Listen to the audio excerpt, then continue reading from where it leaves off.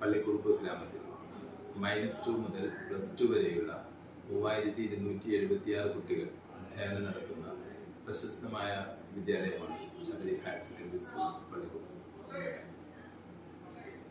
School എന്ന് പറയുന്നത് കുറെ A+കാരെ സൃഷ്ടിക്കാനുള്ള പണിശാലയാകരുത്, മറിച്ച് കുറെ നല്ല മനുഷ്യരെ സൃഷ്ടിക്കുന്ന ഒരിടമാകണം എന്നുള്ള ഞങ്ങളുടെ കാഴ്ചപ്പാടിൻ്റെ ഭാഗമായിട്ടാണ് വിശാലമായ ഇത്തരമൊരു പദ്ധതിക്ക് തുടക്കം കുറിക്കാനുണ്ടായ സാഹചര്യം. വെക്കേഷൻ കാലത്ത് തന്നെ നമ്മുടെ സ്കൂളിലെ മുഴുവൻ കുട്ടികളുടെയും വീടുകളിലേക്ക് അധ്യാപകർ പോയിരുന്നു.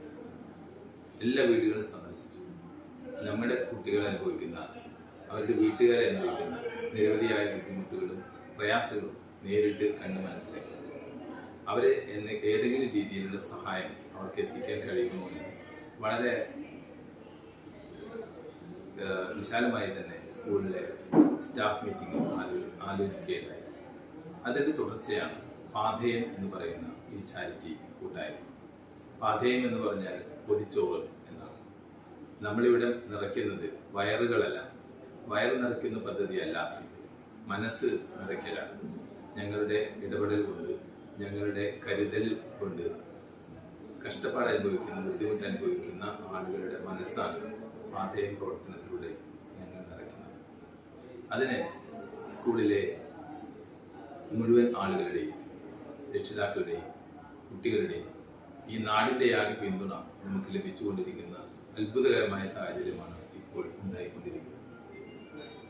സ്കൂളിലെ എല്ലാ ക്ലാസ് ലീഡർമാരെയും, പിന്നെ ക്ലാസ്സിൽ നിന്ന് തിരഞ്ഞെടുക്കപ്പെടുന്ന ഒരു കുട്ടി, JRC, സ്കൗട്ട് ആൻഡ് ഗൈഡ്സ് തുടങ്ങിയ പ്രസ്ഥാനങ്ങളിലെ കുട്ടികളെയും തിരഞ്ഞെടുക്കപ്പെടുന്ന കുട്ടികളെയും ഉൾപ്പെടുത്തിക്കൊണ്ടാണ് പാഥേയത്തിലെ കുട്ടികളെ ഞങ്ങൾ സെലക്ട് ചെയ്യുന്നത്.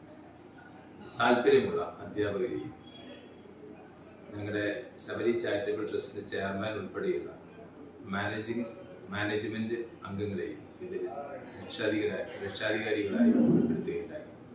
അങ്ങനെ വലിയ ഒരു കൂട്ടായ്മയാണ് പാഥേയം ചാരിറ്റി കൂട്ടായ്മ. ഇതിന്റെ ഭാഗമായി നമ്മുടെ വിദ്യാലയത്തിൽ വീടില്ലാത്ത ഇരട്ട സഹോദരങ്ങളായ കുട്ടികൾക്ക് ഒരു വീട് നിർമ്മിച്ചു കൊടുക്കുക എന്ന പദ്ധതിയാണ് ആദ്യമായി ഏറ്റെടുത്തത്. സ്നേഹക്കൂട് എന്ന പേരിലുള്ള ആ വീടിൻ്റെ പണി പൂർത്തീകരിച്ച് ഈ 2025 ജനുവരി മാസം 1-ാം തീയതി അതിൻ്റെ താക്കോൽ നൽകുന്നത് വരെയുള്ള പദ്ധതികൾ ഏകദേശം പൂർത്തിയായി കഴിഞ്ഞു.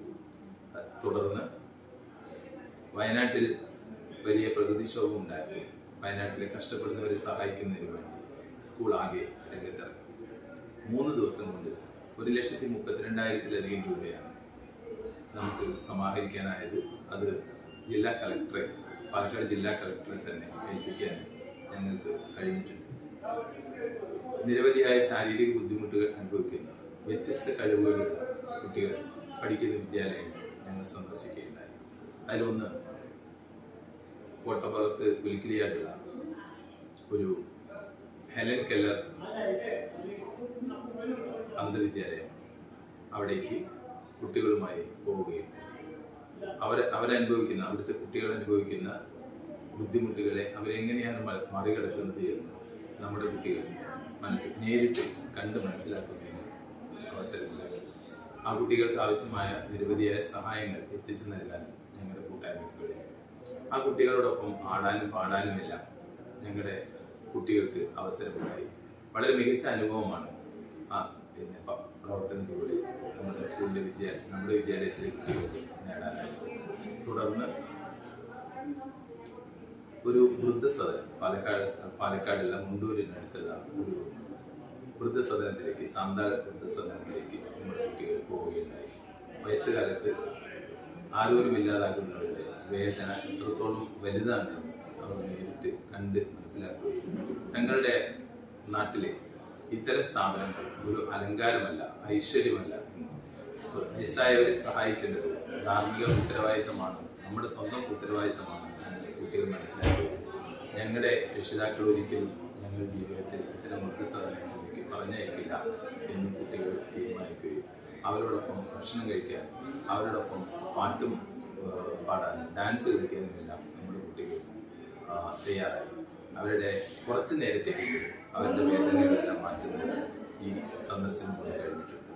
അതിനുശേഷം കരിമ്പയിൽ തൊട്ടടുത്തൊരു വർക്ക് കരിമ്പയിലുള്ള ആകാശപർവ്വം സന്ദർശനം നിരവധിയായ മാനസിക വെല്ലുവിളികൾ നേരിടുന്ന ആളുകളെയാണ് അവിടെ കാണാൻ കഴിയുന്നത്. ISROയിലുള്ള മുൻ എഞ്ചിനീയർ ഉൾപ്പെടെയുള്ള നിരവധിയായ ജോലികൾ ചെയ്തിരുന്ന ഹൈസ്കൂൾ കെമിസ്ട്രി അധ്യാപിക ആയിരുന്ന ആളുകൾ ഉൾപ്പെടെ അവിടെ താമസിക്കുന്നത് അവർ നേരിട്ട് കാണാനും മനസ്സിലാക്കാനും അവർക്ക് കഴിയും. അങ്ങനെ ജീവിതത്തിൽ എപ്പോഴും ഇത്തരത്തിലുള്ള വെല്ലുവിളികൾ നമ്മളെ തേടിയെത്തും. ഇപ്പോഴുള്ള സൗഭാഗ്യങ്ങളൊന്നും ജീവിതാവസാനം വരെ നിലനിൽക്കാൻ സാധ്യതയില്ല. ചില നിർഭാഗ്യകരമായ നിമിഷങ്ങൾ വരുമ്പോൾ ഇതെല്ലാം നിലവിൽ അനുഭവിച്ചുകൊണ്ടിരിക്കുന്ന എല്ലാ സൗഭാഗ്യങ്ങളും നഷ്ടപ്പെടാൻ സാധ്യതയുണ്ട് എന്ന് ഒരു വലിയ തിരിച്ചറിവിലേക്ക് നമ്മുടെ കുട്ടികൾ മാറുകയുണ്ടായി, അവർ നേടുകയുണ്ടായി. അത്തരത്തിലുള്ള പ്രവർത്തനങ്ങൾക്ക് നേതൃത്വം കൊടുക്കലാണ് പാഥേയത്തിൻ്റെ ഇവിടെ ഞങ്ങൾ ഉദ്ദേശിക്കുന്നത്. ചാരിറ്റി പ്രവർത്തനം ജീവിതത്തിൻ്റെ ഭാഗമാക്കാൻ ചൊട്ടയിലെ ശീലം ചുടല് വരെയാണ്. കുഞ്ഞുനാളിലെ ഇത്തരം നന്മയുടെ പാഠങ്ങൾ കുട്ടികൾ മനസ്സിലാക്കുന്നത് അവർക്ക് ജീവിതാവസാനം വരെ തുണയാകുമെന്നുള്ള വലിയ തിരിച്ചറിവിൻ്റെ ഭാഗമായിട്ടാണ് ഇത്തരം പ്രവർത്തനങ്ങളുമായി ഞങ്ങൾ മുന്നോട്ട് പോകുന്നത്. തീർച്ചയായും ഈ പ്രവർത്തനത്തിന് രക്ഷിതാക്കളുടെ ഭാഗത്തു നിന്നും സമൂഹത്തിൻ്റെ വിവിധ മേഖലകളിൽ നിന്നും വലിയ പിന്തുണയും സഹായവുമാണ് ഞങ്ങൾക്ക് ലഭിച്ചുകൊണ്ടിരിക്കുന്നത്. ഏറെ അഭിമാനത്തോടു കൂടി ഇത്തരം പ്രവർത്തനങ്ങൾ വലിയ ആവേശത്തോടും സന്തോഷത്തോടു കൂടി ഈ കാലഘട്ടത്തിൽ വിദ്യാലയങ്ങൾ നേരിടുന്ന ഒരു വലിയ വിപത്താണ് കുട്ടികളിലെ മൂല്യച്യുതി.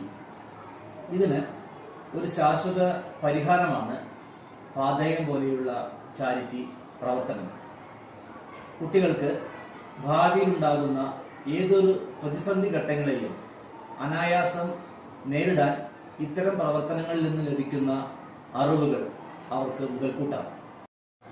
പാഥേയം ടീം സ്പെഷ്യലി ഏബിൾഡ് സ്കൂളായ ഫെയ്ത്ത് ഇന്ത്യ സന്ദർശിച്ച വേളയിൽ എനിക്കും അവരുടെ കൂടെ ചേരാൻ ഭാഗ്യമുണ്ടായി. തികച്ചും വേറിട്ട ഒരു അനുഭവം തന്നെയായിരുന്നു അത്. വിവിധ പ്രയാസങ്ങളിലൂടെ വളർന്നു വരുന്ന കുട്ടികൾ, അവരിലുള്ള അനായാസമായ കഴിവുകൾ എല്ലാം നമ്മുടെ മക്കളെ അത്ഭുതപ്പെടുത്തി. മാത്രമല്ല, തങ്ങൾ എത്രമാത്രം അനുഗ്രഹീതരാണ് എന്ന തിരിച്ചറിവും ആ സന്ദർശനം കൊണ്ട് നമ്മുടെ മക്കൾക്ക് ഉണ്ടായി. തീർച്ചയായും സ്നേഹം കൊണ്ടും പരിഗണന കൊണ്ടും മനസ്സ് നിറയ്ക്കുന്ന സഹജീവികളെ അടുത്തറിയുന്ന ഒരു ഭാവി തലമുറയെ വാർത്തെടുക്കുന്ന ഭാവനാപൂർണമായ പദ്ധതിയാണ് പാഥേയം.